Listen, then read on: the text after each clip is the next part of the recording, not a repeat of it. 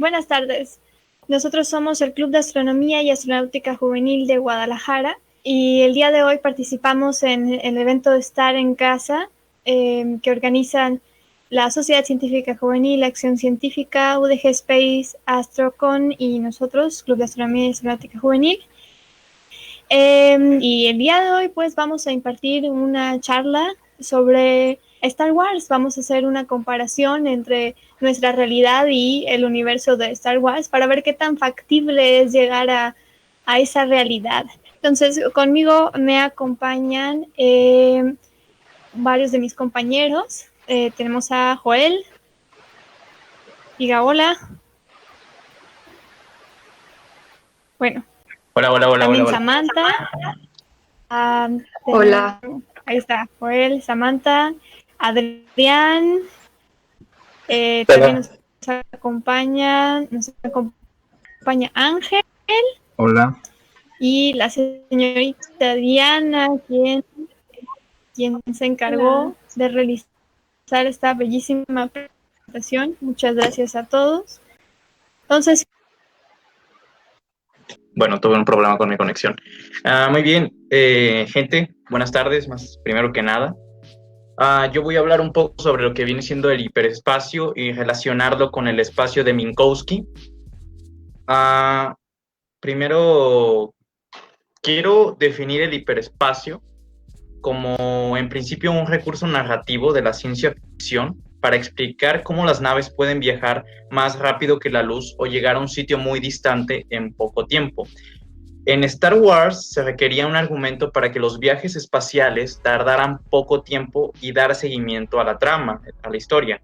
Para ello hicieron una mezcla entre viaje hiperlumínico, que es viajar más rápido que la velocidad de la luz, lo cual sabemos que no es posible porque tenemos masa, como el arranque de todos los viajes, que es lo que podemos ver cuando las estrellas empiezan a estirarse, para así poder entrar a lo que viene siendo el hiperespacio.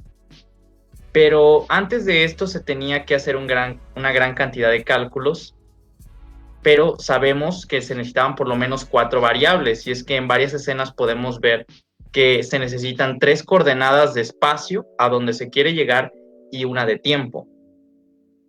Ahora, Star Wars es una película más de ficción más de fantasía que de ciencia ficción, como lo podría ser Star Trek.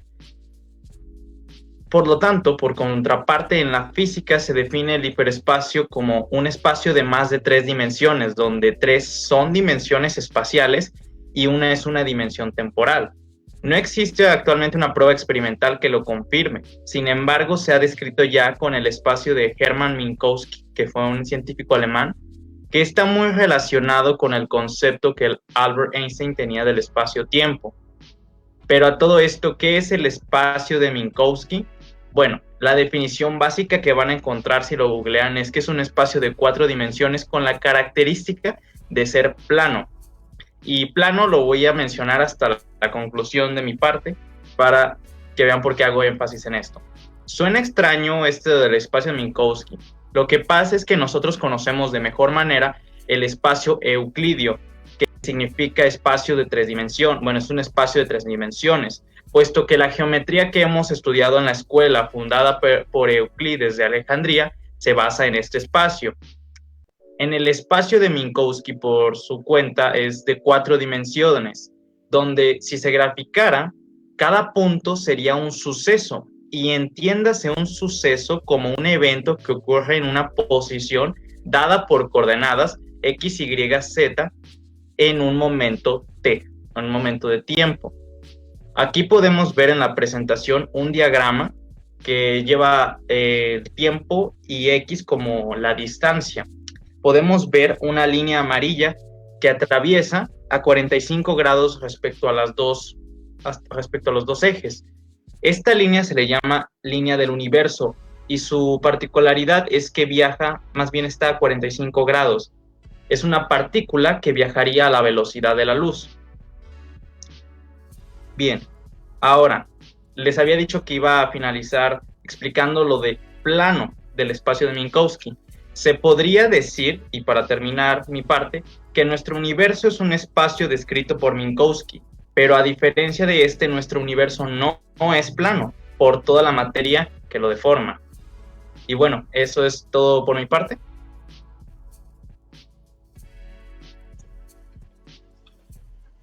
Hola, buenas tardes. Yo soy Ángel y les voy a hablar de unos temas del tema un poco interesante de Star Wars, que son los planetas habitables. Sabemos que Star Wars se manifiesta en una galaxia, y en esta galaxia entre 600 y 1000 planetas solamente son habitables. Solamente les vamos a hablar de algunos pocos. El primero, Alderaan, es uno muy similar a la Tierra. Está ubicada en M10. Tiene un terreno de bosques y llanuras, un diámetro de 12.500 kilómetros. Un día dura 24 horas. Su año, una traslación en su sol, dura 364 días. Y su política es democrática. Anaxes está ubicada en L9. Tiene un terreno de llanuras, bosques y montañas. Tiene un diámetro de 16.100 kilómetros. Su día dura 26 horas. Y su traslación en su sol dura 352 días. Anuak está ubicado en K18. Tiene un terreno terrestre, o sea, también son llanuras. Tiene un diámetro de 8.500 kilómetros. Su día es muy pequeño, dura 17 horas. Y tiene una traslación de 220 días. Y tiene un gobierno colonial. También tenemos a Anción, que está ubicado en Grilla 16. Tiene un terreno de llanuras, un diámetro de 9.250 kilómetros. Su día dura 22 horas y su traslación en su sol dura 344 días. Tiene un gobierno oligarquía, principalmente. Y por último tenemos a Bakura. Está ubicado en G16, tiene un terreno de bosques, llanuras y montañas. Tiene un diámetro de 20.400 kilómetros. Su día dura 23 horas y su año casi dura lo mismo que la Tierra. Tiene 302 días locales y tiene un gobierno democrático. Y por mi cuenta es todo.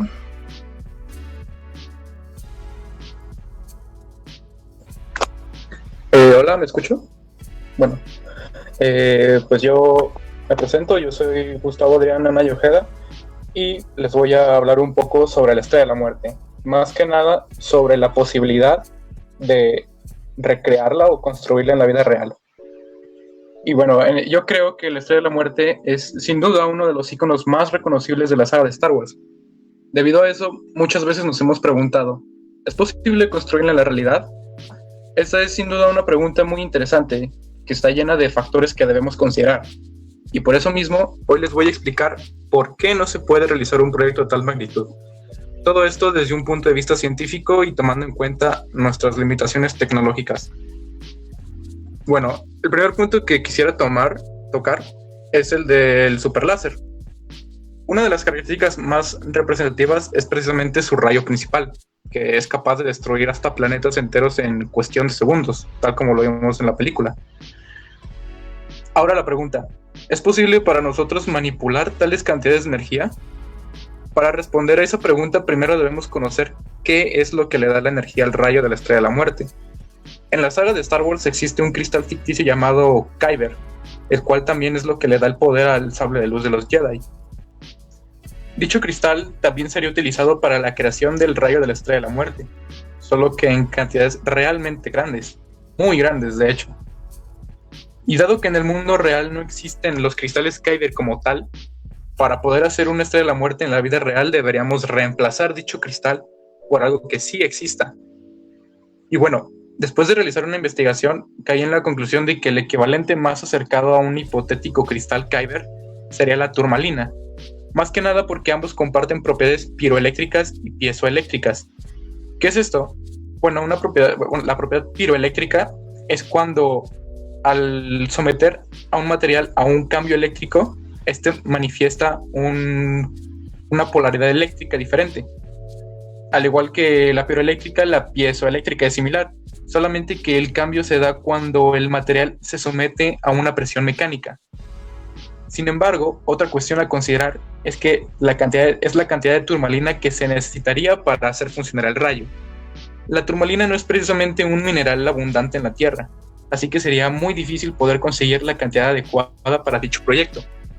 Y aunque pueda llegarse a desarrollar una turmalina sintética, no podemos asegurar que se puedan recrear las propiedades ya mencionadas, como la piezoeléctrica. Y bueno, otro factor clave que se debe considerar a la hora de siquiera pensar en la posibilidad de construir una estrella de la muerte en la vida real sería el costo que se necesitaría para poder llevar a cabo el proyecto. Según un estudio realizado por el profesor Zachary Feinstein de la Universidad de Washington, el costo aproximado, tomando en cuenta solo la construcción de la estación y el costo de los materiales, asciende a los 350 trillones de dólares. Para poder hacer ese cálculo estimado se tomaron en cuenta algunos detalles tales como la dimensión de la estación. En el canon de Star Wars, la Estrella de la Muerte tiene un diámetro de 120 kilómetros cuadrados. 120 kilómetros nada más. Este dato nos sirve para calcular la superficie de dicho satélite, que a su vez nos sirve para calcular la cantidad del material que se va a utilizar. Según este estudio, para construir la superficie de la Estrella de la Muerte se necesitan por lo menos 314 mil millones de toneladas de acero. Se toma en cuenta solo la superficie porque el acero es un material muy pesado, es decir, un material difícil de transportar hacia el espacio.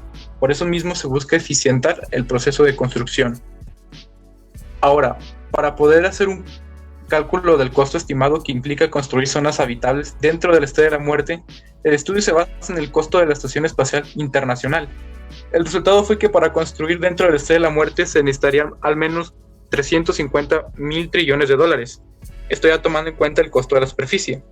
Se toma en cuenta el ejemplo de la Estación Espacial Internacional porque se necesitan construir zonas habitables dentro de la Estrella de la Muerte, y toda la cuestión de los espacios presurizados. Y bueno, parece que el asunto está relativamente resuelto. Sin embargo, también debemos considerar los costos de energía que implica mantener en funcionamiento día con día. Para esto, el profesor Zachary también realizó un estudio en el cual intenta darle un estimado al costo energético de cada actividad que se realiza, por lo menos en teoría, dentro de la Estrella de la Muerte. Desde algo tan simple como mantener las luces encendidas hasta algo tan complejo como un salto al hiperespacio. Porque sí, la Estrella de la Muerte también tiene un hiperpropulsor. Según el estudio, tomando en cuenta el consumo de energía de un solo día en la Estrella de la Muerte, el costo asciende a los 6.24 trillones de dólares diarios. Una cifra realmente enorme, sobre todo si se considera que este es un costo diario. Al final del estudio, el profesor señala que la construcción de una estación espacial de este tamaño devastaría la economía galáctica, y más si toman en cuenta que la Estrella de la Muerte no solo se construyó una vez, sino 2 veces, y la segunda fue incluso más grande. Lo interesante de esto, y ahora voy a tocar un tema del lore, lo interesante de esto es que muchos altos mandos dentro del Imperio estaban en desacuerdo con dicho proyecto, puesto que pensaban que era más eficiente enfocar el uso de recursos para construir una armada imperial más flexible, dígase más naves o casas. Sin embargo, Palpatine en su arrogancia hizo caso omiso a los consejos de los almirantes y gobernadores. Y bueno, todos los que vemos las películas ya sabemos qué pasó. La Estrella de la Muerte fue destruida 2 veces, y eso significó en la caída del Imperio. Y bueno, en conclusión, y para cerrar este tema, podemos decir que aunque la Estrella de la Muerte sea un proyecto que en la teoría es posible, o más bien cuantificable, desarrollar en la vida real es prácticamente imposible para nuestras tecnologías y limitaciones actuales. Para empezar, la cantidad de materiales que se necesitan, así como su traslado, implica un costo excesivamente alto, que supera por mucho el Producto Interno Bruto del planeta. Para eso deberíamos ser capaces de explotar los recursos que no solo nos ofrece el planeta, sino nuestro sistema solar, o por qué no incluso más allá. Y la cosa no se detiene ahí, pues también es evidente que para poder reducir los costos de energía que consume diario la Estrella de la Muerte, es necesario para nosotros desarrollar energías alternas más baratas, porque es claro que el universo de Star Wars ya tiene resuelto ese problema. Y bueno, aún con todo lo que ya dije, a mí en lo personal me parece interesante pensar en las posibilidades. Por lo pronto, es todo de mi parte.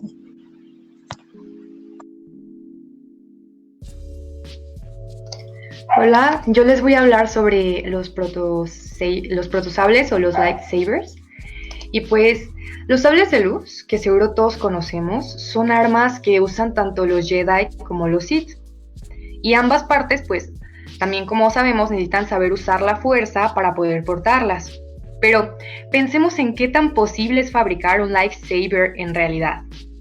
Pues desde el otro punto, el científico, las posibilidades son casi nulas, porque no hay forma de hacer que la luz emane de una fuente y se detenga tan solo después de 1 metro. La luz continuaría hasta el infinito a menos que golpee algún objeto. ¿Existe la posibilidad de crear algo similar a esta arma utilizando plasma? El plasma es gas ionizado, dotado con una alta conductividad eléctrica que es abundante tanto dentro del planeta y también en el medio interestelar e intergaláctico, así como en las estrellas y vientos solares. Se puede decir que el plasma es el cuarto estado de agregación de la materia, y es un estado pues muy parecido al gas, pero compuesto por átomos ionizados donde los electrones circulan libremente. Calentando un gas se puede obtener plasma, y lo podemos encontrar de forma natural en la magnetosfera y en la ionosfera, así como en las auroras y vientos polares. Los rayos y también el denominado fuego de San Telmo. Durante las tormentas, con el fenómeno natural llamado fuego de San Telmo, podemos encontrar plasma ahí. Hablemos un poco del fuego de San Telmo. El fuego de San Telmo pues es un fenómeno natural que puede describirse como la emisión de energía en su estado radiante, en donde se desprende un halo luminoso que se conoce como corona, y que ocurre cada vez que hay una acumulación grande de carga eléctrica. Le pusieron así porque los marineros antiguamente creían que cuando durante una tormenta comenzaban a ver el cielo muy, muy, muy azul, el cielo comenzaba a azulear, San Telmo les estaba avisando que pues ya no era algo muy seguro seguir navegando. Entonces, pues bueno, el aire de los alrededores queda ionizado y deja de ser gas para convertirse en plasma, que debido a la alta temperatura empieza a azulear, como ya les comentaba, dándole origen a un fulgor que rodea pues los objetos de nuestro alrededor con un halo magnífico. Aunque si hipotéticamente tuviésemos la oportunidad de crear un sable hecho con plasma, al ser el plasma un elemento pues real, por así decirlo, y no solo luz, este sería un artefacto pues mortal. Tristemente cabe destacar que esta es una posibilidad pues muy lejana. Ahora les hablaré un poco sobre para qué se usan los plasmas actualmente.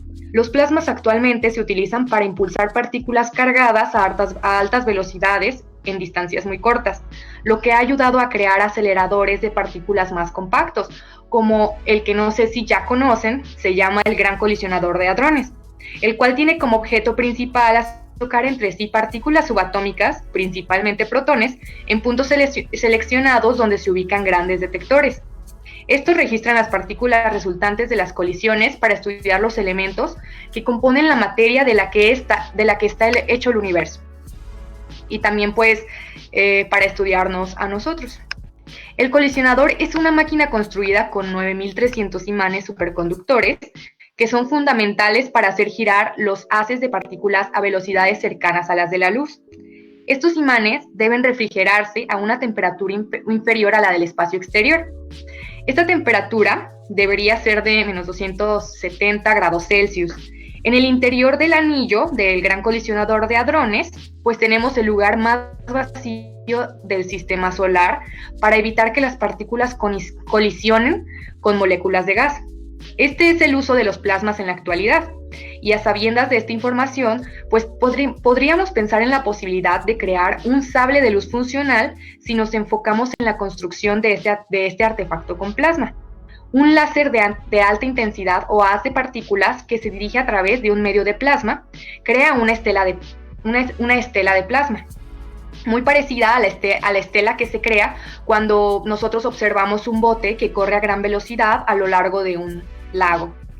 Durante las tormentas, especialmente las que están cargadas de electricidad, como ya les platicaba, el fenómeno también puede observarse en las puntas de los cuernos de del ganado, como los toros y este tipo de bovinos, o en las hojas de los árboles, en el césped y en los objetos afilados que pues podemos tener en nuestra casa.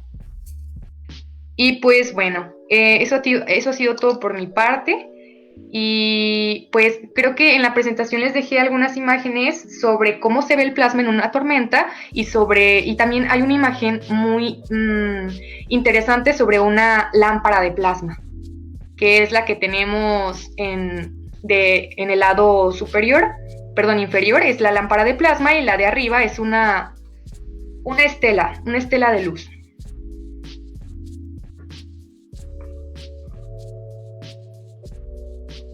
Gracias. Hola, buenas tardes. Mi nombre es Daria Daniela Gómez Orozco. Y, bueno, antes que nada, solo para comentar las preguntas, sí las vamos a contestar al final, nada más como aviso. Y bueno, yo voy a hablar un poco de qué tan factible es realizar ciertas operaciones que se realizan dentro de las batallas cuando se hace uso de las naves en Star Wars. ¿Y sobre qué naves me voy a basar? Bueno, las naves que más aparecen durante todos los episodios son las caza, ¿ok? Las caza son naves de combate y hay muchísimos modelos, pero todos están basados en un principio en una misma, que es el Ala-V, ¿va? Esa es la nave que estaba en la imagen. Hay algunas características bastante interesantes que nos llaman la atención. La primera que me llamó la atención es que a veces estaban vestidos muy cómodamente dentro de sus naves. La Ala-V tiene la característica de sí contar con una cabina presurizada y sí requerir, a diferencia de otros modelos que existen dentro de Star Wars, trajes presurizados con un soporte vital. Bueno, en la vida real se necesitan los trajes presurizados todo el tiempo. Bueno, estos comenzaron a diseñarse durante la Segunda Guerra Mundial, cuando los pilotos empezaban a llegar a alturas estratosféricas, ¿va? Entonces, ellos no querían sufrir hipoxia, que es cuando hay una baja presión atmosférica, el oxígeno en nuestra sangre desciende, y como resultado nuestra capacidad mental se reduce y sufrimos atrofia muscular. Además, puede resultar increíblemente fatal. El piloto pierde la conciencia en menos de un minuto, y claro que para un piloto de guerra eso no parece algo muy conveniente. Ahora bien, las cabinas presurizadas nos dan podría uno pensar que sí, uno sí se puede vestir cómodamente y habiendo una cabina presurizada, puesto a que así lo vemos en los aviones, ¿va? En la presurización de las cabinas, bueno, este es un proceso en el que se bombea aire acondicionado a la cabina de un avión o nave espacial. Así se crea un entorno seguro y confortable para toda la tripulación. En el caso específico de las naves espaciales, se transporta en tanques criogénicos de alta presión. El aire se enfría, se humidifica y se mezcla con aire recirculado en caso de ser necesario, antes de que uno o más sistemas de control ambientales lo distribuyan al resto de la cabina, ¿no? Y esa presión pues la regula una válvula de salida. En Star Wars muchas veces no se usan los trajes presurizados, pero bueno, la cosa es distinta. Aunque nosotros podamos ver a los pasajeros sentados a gusto en el avión, eso no pasa en el espacio. En Star Wars muchas veces no se usan los trajes presurizados y se alega que ya tienen la cabina presurizada, pero ¿sí podemos confiar en esto? Bueno, no. Para empezar, en aviones de combate aquí en la Tierra, el pequeño tamaño de la cabina significa que cualquier descompresión sería muy rápida, y los pilotos de aviones de combate y la tripulación siempre usan máscaras de oxígeno en todo momento, no se los quitan. Entonces, si los pilotos de combate aéreo en tierra se cuidan de usar sus máscaras de oxígeno, los pilotos de combate espaciales deben cuidarse de usar trajes presurizados. Y bueno, ¿por qué? Porque, bueno, el 30 de junio del 71, la tripulación del Soyuz 11 sufrió su fallecimiento. Georgy Dobrovolsky, Vladislav Volkov y Víctor Pakstayev murieron porque la válvula de ventilación de la cabina se abrió de forma accidental cuando estaba reingresando a la atmósfera. Y todavía pudieron haberse librado y haberse salvado de no ser porque estas personas no llevaban trajes presurizados. A la fecha hasta se le considera una muerte a causa de negligencia, ¿va? Entonces, si tu pregunta es, ¿puedo vestirme como Jesucristo en el espacio? La respuesta es que no te puedes ver así, no puedes verte así en el espacio. Vas a tener que disparar, si es que tienes que disparar, con tu traje presurizado y no te lo puedes quitar, no te lo puedes quitar. Ahora, bueno, vamos a hablar de otra característica que tienen algunas naves, algunas casas más recientes dentro del universo de Star Wars. Bueno, vamos en la primera imagen, tenemos a una casa imperial, ¿va? De hecho, en la imagen creo que era una casa imperial que abría fuego contra una casa estelar rebelde cerca de la Estrella de la Muerte en la batalla de Yavin, ¿ok? Bueno, nomás por si querían saber cuál nave era, bueno, es esa que tiene paneles solares, va, esta tiene alas hexagonales. Son 6 matrices solares trapezoidales que recolectan energía de estrellas distantes y cercanas. Esa energía la convierten en poder para los motores. Estos motores en Star Wars le llaman motores iónicos, ¿ok? Entonces, las alas supuestamente sirven como escudos físicos y ofrecen protección limitada contra el fuego de los láseres enemigos. En la vida real se usan los paneles fotovoltaicos en el espacio desde el siglo anterior y dentro de los satélites espaciales esto es para producir electricidad que alimenta al mismo satélite. Bueno, ¿y qué tiene exactamente de especial? Me encanta, usar los paneles allá afuera en comparación de la Tierra. Y esto tiene que ver con el rendimiento. Bueno, la primera nave espacial que utiliza paneles solares fue el satélite Vanguard 1 que lanzó Estados Unidos en el 58. Y los paneles solares en las naves espaciales, entonces, a partir de entonces, sirvieron para suministrar energía de 2 usos principales. Uno es para ejecutar los sensores, la calefacción activa, refrigeración y para proporcionar la telemetría que es principal. Y el segundo uso principal es la potencia de propulsión de las naves espaciales, se le llama también propulsión solar eléctrica. En Star Wars, como les digo, más bien utilizan esto para alimentar a esos supuestos y muy sospechosos motores iónicos. Podemos usar paneles solares para pisar hasta el fondo del acelerador de una nave. No funcionaría así, estoy jugando. Pero bueno, las celdas están en realidad diseñadas para las que están diseñadas aquí en la Tierra, en nuestra vida real, para ir al espacio. Sí están diseñadas para ser sometidas a condiciones extremas, cambios de temperatura elevados y un nivel de radiación mucho mayor. Pero no consideran que un rayo láser de funcionamiento dudoso les dispare. Y de momento no parece que puedan alimentar vehículos de combate. Pero aquí algo de esperanza. En misiones futuras en la Tierra sí se considera poder aumentar la potencia generada por la unidad de área del panel en un futuro. Esto reduciría la masa total de las naves espaciales y puede hacer que la operación de estas, impulsadas por la energía solar, sea factible a distancias muchísimo más grandes que las del Sol, porque cabe aclarar que hasta el momento de eso no ha pasado. Entonces, ¿significa que volaremos navecitas? Bueno, pues puede ser. Ahora vamos a hablar de los controles. Pasó algo en el universo de Star Wars. En las casas imperiales, sobre todo, a estas se les pidió que se les establecieran controles en hangars, ¿ok?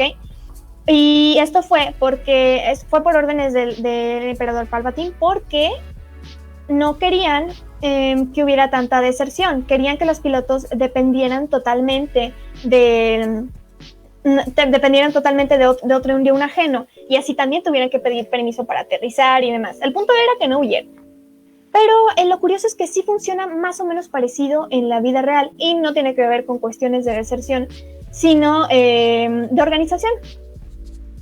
Hay dos tipos de controles que vamos a discutir. Los primeros son los controles que tienen los pilotos de combate y en la Tierra, y los controles para las misiones espaciales, para ver si existe la forma de mezclarlos y poder tener una guerra en el espacio. Ok, para realizar un ataque, los pilotos tienen que recibir orden y coordenadas del sitio objetivo.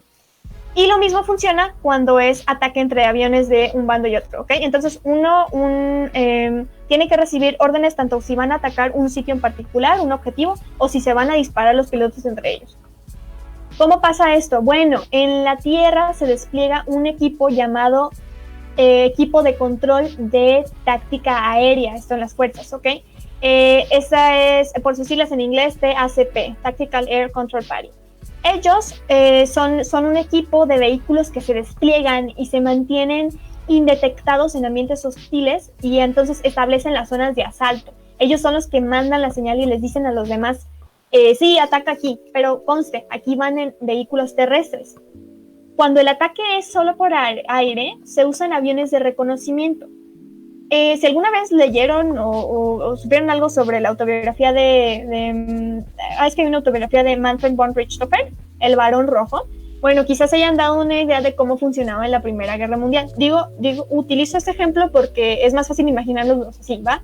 Se mandaba una avioneta, esto es cuando los aviones se disparan entre ellos y no atacan un objetivo en particular. Se mandaba una avioneta de reconocimiento con un observador y un piloto. El observador tomaba nota, hacía dibujitos, y el piloto nada más se cuidaba de la retaguardia. Entonces, ya que tenían los datos, regresaban, le contaban el chisme al escuadrón y desplegaba.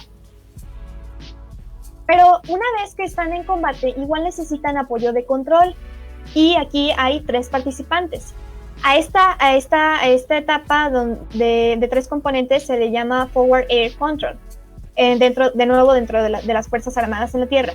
El sistema dispone de un puesto principal. Ahí se instruyen los controladores y los observadores, ¿ok? Además del piloto. Hay 3 estaciones. Una es la que opera el controlador aéreo remoto. Él es el que obtiene toda la información del área.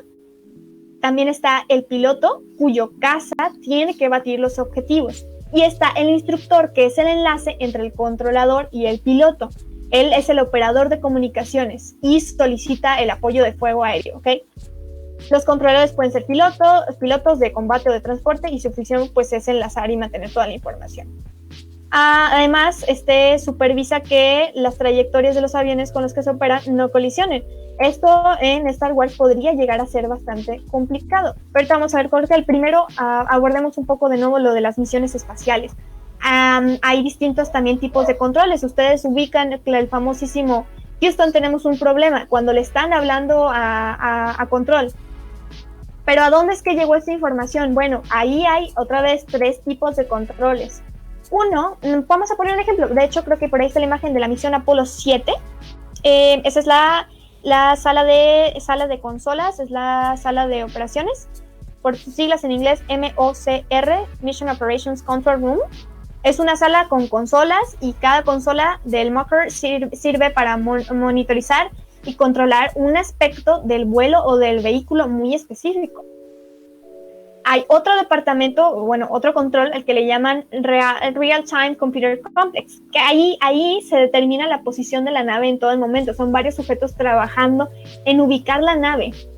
Y hay otro departamento o otro control que le llaman el Staff Support Room. Ahí recuerden que les dije que había consolas dentro de la sala de operaciones. Bueno, cada consola tiene un encargado que recibe cierta información así especial y tiene que gestionar esos datos. Y cuando tiene una duda, va al SCR para consultar con expertos en privado qué hacer. Ahora, ¿existe entonces forma de tener un combate aéreo en el espacio con controles en hangar? Recuerden, aquí necesitaríamos tener a una persona que nos dijera el estatus de nuestro, que supiera del estatus de nuestro vehículo, otra persona que supiera cómo está todos los componentes de nuestra nave, otra persona que hubiera reconocido el área anteriormente. Bueno, son varias cosas. No necesitamos especular sobre la resistencia de las naves para pensar en el combate en este caso. Hablemos de organización. Si pensamos en los combates aéreos en tierra, suelen ejecutarse después de que el Tactic Air Control Party ya reconoció el espacio. Y en Star Wars eso parece muy, muy difícil, con la aparición repentina de las naves así a lo loco, aparecen y son resultado de los saltos en el hiperespacio que se mencionaban anteriormente. De momento, encargarse de misiones espaciales también es muy delicado y se requieren numerosos controles para una sola nave. Ahora, pensar en un combate espacial es saber que tiene que haber controles para todo, o sea, soporte técnico, que son muchos, y controles para liderar el combate, una combinación, como decía. Entonces, de momento, organizar una guerra espacial quizás llevaría años y probablemente se solucionaría diplomáticamente antes de poder terminar con la logística. Estas similitudes son casuales, es decir, las similitudes, las características que tienen Star Wars con nuestra realidad de repente. Bueno, no podemos asegurar una guerra en el espacio, ni tampoco aparecer en todos lados de la galaxia rápidamente, pero sí podemos imaginarnos con unos ligeros cambios surfeando quizás nuestro sistema solar. Bueno, de nuestra parte es todo. No sé si haya algunas preguntas que quisiera responder otro de nuestros compañeros.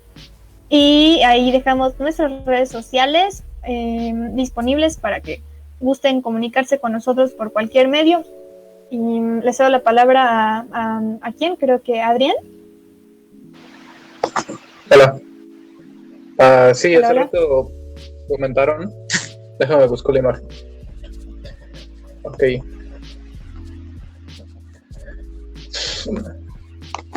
Mario Kirwan preguntaba: buenas tardes, ¿qué pasaría si solo se tomara el concepto de la estrella de la muerte para construir un satélite que pudiera disparar un láser de forma remota, como lo llegaron a pensar los americanos cuando el Sputnik 1 fue lanzado en los años 50? Bueno, realmente la limitación estaría en la energía que vas a, bueno, más bien en el recurso que vas a utilizar para poder alimentar tu rayo láser. Como ya lo había mencionado, la estrella de la muerte utiliza un mineral ficticio que se llama Kyber y que en la Tierra no existe, pero también pusimos, por ejemplo, la turmalina. Igual podría funcionar con esta alternativa, o igual podría, no sé, utilizar otra energía y hacerlo, no sé, un poco más simple. Pero toda la cuestión de la construcción no sería tan complicado, más bien no sería lo mismo que la estrella de la muerte, porque evidentemente los recursos no serían tantos los que vas a necesitar, pues. Entonces yo creo que sí lo vería más o menos factible, pero no creo que se pueda llegar a hacer una estación espacial o un rayo láser en el espacio que dispara a distancia, no sé. No creo que, para empezar, pues se vea como algo que, no sé, o sea, la ONU, por ejemplo, no te permitiría hacer eso, o cualquier organización no estaría de acuerdo con lo que plantea. Y no sé si hay otra pregunta. También preguntaban por qué había entonces varios colores de sables de luz, así de verde, azul, rojo y morado. Oh, ok. Esa pregunta realmente no tiene una respuesta como tal científica. En Star Wars, el cristal Kyber, y que ya le había mencionado que le daba poder a los sables de luz, es un cristal incoloro, no tiene el color predeterminado. Cuando un Jedi hace su misión a buscar su Kyber y para poder construir su cristal, el cristal lo llama a él por medio de la fuerza. Entonces, como quien dice, el cristal es único para el Jedi. Entonces, cuando el Jedi va por el cristal y se dispone a construir su sable de luz, el cristal adquiere el color según la personalidad del Jedi.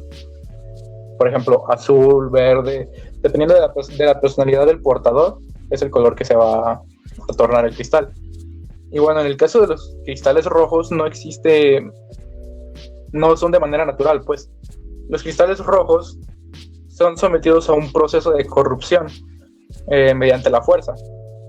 Es un ritual que los Sith o inquisidores o lo que sea, usuarios del lado oscuro, llevan a cabo para poder demostrar que, o sea, es como una prueba. Al igual que los Jedi ir a buscar su sable y encontrarlo, esto es una prueba donde los Sith tienen que matar a un Jedi para quitarle su cristal y poder corromperlo y construir su propio sable de luz. Como les digo, no es una respuesta como tal científica, sino es más como espiritual, por así decirlo. Pero igual me parece que pues, es interesante mencionarlo.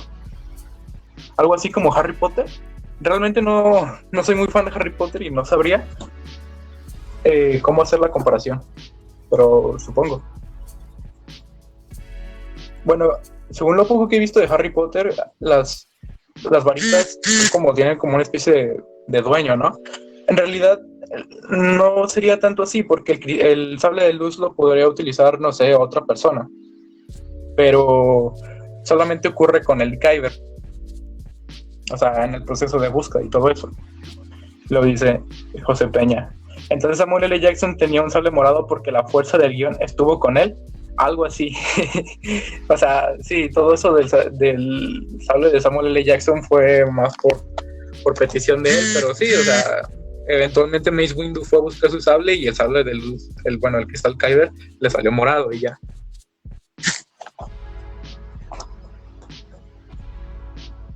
No sé si hay otra pregunta.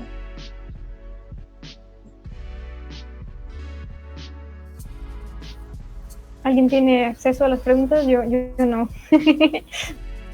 Sí, las estoy viendo, pero creo que ya no hay.